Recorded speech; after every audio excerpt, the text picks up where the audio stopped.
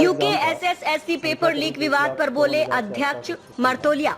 मुख्य आरोपी की तलाश जारी, हर पहलू की जांच होगी। यूके एसएसएससी स्नातक स्तरीय परीक्षा में पेपर लीक की आशंकाओं के बीच आयोग के अध्यक्ष जीएस मर्तोलिया ने बड़ा बयान दिया है। उन्होंने कहा कि ये पूरा मामला किसी एक विशेष व्यक्ति को फायदा पहुंचाने की कोशिश हो सकती है, जिसकी गहराई से जांच की जा रही है। अध्यक्ष मर्तोलिया ने कहा, सबसे बड़ा सवाल ये है कि जब परीक्षा केंद्र पर जैमर लगाए गए थे तो उस व्यक्ति ने प्रश्न पत्र की फोटो कैसे खींची, वह व्यक्ति सेंटर के अंदर कैसे पहुंचा। ये जांच का एक अहम पहलू है और हमारी टीम इस पर काम कर रही है। उन्होंने ये भी स्पष्ट किया कि फिलहाल पेपर बड़े स्तर पर लीक हुआ है, ऐसा कोई ठोस प्रमाण नहीं मिला है, लेकिन उन्होंने भरोसा दिलाया कि यदि किसी भी स्तर पर कोई व्यक्ति इस पूरे मामले में संलिप्त पाया जाता है तो उसके खिलाफ सख्त कानूनी कार्रवाई की जाएगी। यूके एसएसएससी अध्यक्ष ने ये भी बताया कि आयोग मुख्य आरोपी की पहचान करने और उसे पकड़ने के लिए लगातार प्रयास कर रहा है। जैसे ही मुख्य आरोपी की गिरफ्तारी होती है, पूरे मामले की तस्वीर स्पष्ट हो जाएगी। यूके एसएसएससी पेपर लीक विवाद को लेकर जहां अभ्यर्थियों में चिंता है, वहीं आयोग इस मामले को गंभीरता से लेते हुए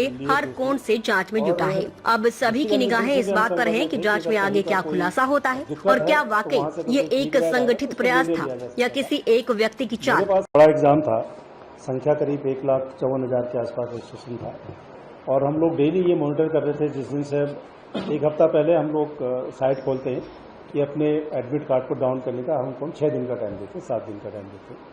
1,34,000 के आसपास लोगों ने अपने एडमिट कार्ड को डाउनलोड किया। एक संख्या रफ आ गई कि इतने लोग एग्जाम में बैठेंगे। कुछ लोग कुछ संगठन कह सकते हैं, आप कुछ लोग कह सकते हैं, जिनका ये कोशिश था कि 21 मंडे को जो आपदा आई उसके हिसाब से एग्ज़ाम को न किया जाए, एग्ज़ाम को लेट किया जाए, 20 दिन किया जाए, ऐसा कुछ वो लोग बार बार आ रहे थे हमारे पास। और वो हमने उनसे ये कहा कि भाई वो जो आपदा आई थी, आज के डेट में हमने डिस्ट्रिक्ट एडमिनिस्ट्रेशन से सबसे बात कर लिया है, कहीं पर कोई प्रॉब्लम नहीं है और किसी को एग्ज़ाम कराने में किसी प्रशासन को कोई दिक्कत नहीं है। इसमें गवर्नमेंट से, सचिवालय से, पब्लिक सर्विस कमीशन से भी हम लोगों ने अपने इलेक्शन कमीशन से भी हम लोगों ने अपने ऑब्जर्वर लिए थे इसमें, और डिस्ट्रिक्ट एडमिनिस्ट्रेशन से भी हम संपर्क में थे कि अगर कहीं पर कोई दिक्कत है तो वहाँ से अगर कोई फीडबैक आएगा तो उस पर निर्णय लिया जा सकता था। मेरे पास आए थे और हमने कहा भाई अगर 19 तारीख 20 तारीख में कोई प्रॉब्लम होती है, बड़ी आपदा आती है, तो ऑटोमेटिकली एग्ज़ाम नहीं हो पाएगा। लेकिन एक प्रयास था उनका कि भाई एग्ज़ाम को मत कराइए आप। अब इसका मकसद क्या रहा होगा मुझे नहीं पता क्यों ऐसा। अभी आज मेरे ख्याल कुछ प्रेस कॉन्फ्रेंस में लोगों ने कहा कि साहब क्या जरूरत थी कि इसको एग्ज़ाम कराने की, इतनी बड़ी आपदा के बारे में बिल्कुल हम अलर्ट थे। हमने वॉइस रिकॉर्ड करके एक एक बच्चे को फ़ोन करके बताया कि आप डाउनलोड करिए और मौसम अगर ख़राब होता है तो एक दिन पहले आप सेंटर पर पहुँचिए। एक दिन पहले हम लोगों ने एक एक बच्चे को मेल करके उनको बताया और एक हेल्पलाइन जारी की हम लोगों ने। और आपको 147 उसमें उस बीच में एग्ज़ाम शुरू होने से पहले लोगों की कॉल आई कि मैं 5 मिनट लेट हो गया हूँ या मैं थोड़ा देर हो गया। तो हमने उनके परेशानियों को सबको समझ करके उनका सॉल्व किया। होटल ढाबों की चेकिंग करनी, सब चीज़ करने के पश्चात और पूरा डिस्ट्रिक्ट एडमिनिस्ट्रेशन पूरे स्टेट का पूरा एक्टिव था, सब भ्रमण में थे। मैं भी यहाँ कई सेंटर पे गया, आज एसएसपी डीएम लोग राउंड पे थे, पूरा पुलिस हेडक्वार्टर लगा हुआ था, पूरा होम डिपार्टमेंट हमारा इस पे लेकर के काफ़ी एक्टिव था। अनफॉर्चुनेटली एक जो घटना हुई जो आपको ध्यान होगा, एक सोशल मीडिया पर आया और वो उस पर फिर थोड़ी सी चिंता हुई और उसको हम लोगों ने कोशिश की कि इसमें क्या हुआ। फिर आप लोगों से बात हुई, एसएसपी हरिद्वार से बात हुई और ये हुआ कि साहब पेपर लीक हो गया। ये बहुत तेज़ी से चला पेपर लीक का। जो अभी इन्वेस्टिगेशन पे जो लोग आए हैं सामने, भी कुछ लोगों से आपसे बात भी होगी, ये 1 to 1 था कि मैंने अपने भाई का कराने का जो चीज़ें आई हैं ये बहुत बड़े लेवल पर कि हमने पूरे प्रदेश में या पूरे जनपद में अपने इस क्वेश्चन को दे दिया, क्योंकि इसमें क्वेश्चन नंबर के सीरीज भी होते हैं। मतलब हर 4 तरह के पेपर होते हैं, 4 अलग अलग सीरीज है।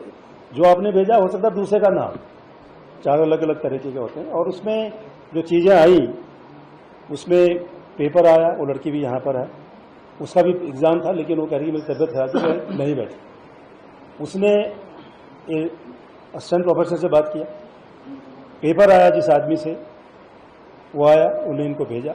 उसके बाद इसकी एक आंसर की बनी और वही लोगों ने उनको उसी नंबर पर उसको वापस कर दिया, और जिसने जहां से दिया होगा वो उसके पास पहुंचा। तो 1 to 1 एक किसी पर्टिकुलर आदमी को फायदा उठाने के लिए या उसको मदद करने के लिए ये प्रयास किया गया है अभी तक की तफ्तीश के हिसाब से। कहीं सर और कहीं से भी किसी भी एंगल से नहीं आ रहा है। ये पेपर निकला था, कहाँ से, कौन सा सेंटर था, आप वो सब है। सेंटर भी हमारे पास है, वो भी हम आपको बता देंगे।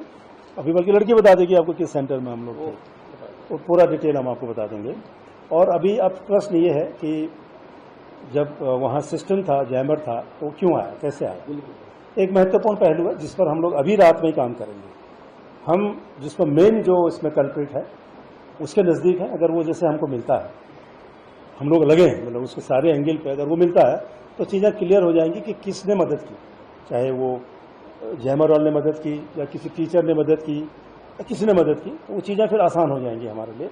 अगर वो आदमी अगर हमको मिल जाता है, जिसने फोटो खींची और क्वेश्चन सॉल्व करके दिया, उसने आगे कहाँ भेजा, वो बहुत जल्दी पकड़ में आ जाएगा। हम लगे हैं उसी में और सारी चीज़ें क्लियर हो जाएंगी। हमारी कोशिश होगी हम रात में ही उसके तक पहुँचें और इस चीज़ों का पटापेक्ष हो।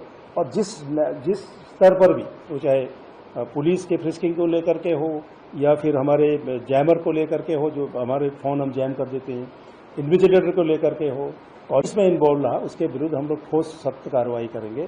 और हम इसी रात में, पूरी रात में कोशिश हमारी है कि वो जो मेन कल्प्रिट है वो उसको हम लोग, उसका नाम हम सब क्लियर है, उसकी बहन हमारे पास है, उसने भी फ़ोन किया, जिसने सॉल्व किया वो भी हमारे पास है।